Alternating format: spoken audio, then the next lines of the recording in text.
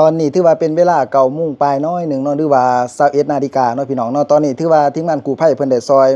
ออกมาแล้ว1 รายเนาะถือว่าออกมาจากปากถ้ำนี่คือบรรยากาศสดๆตอนนี้เลยเนาะถือว่าเพิ่น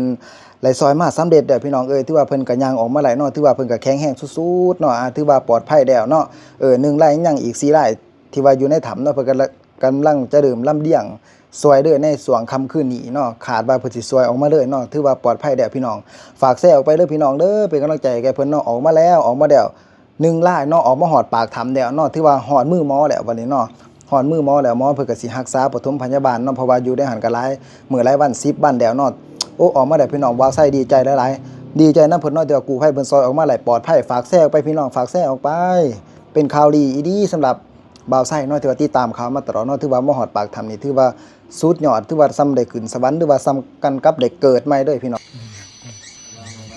เดินมาได้บอกโอ้ขอแขนมายินดีนำไปเดินมาแล้ว โอเคโอเครับก่อนเลยรับก่อนเลยรับก่อนเลยดีๆรับก่อนเลยดีๆรับก่อนเลยโอ้ยางไปสบายหรอบ่อยากกระชากอยากกระชาก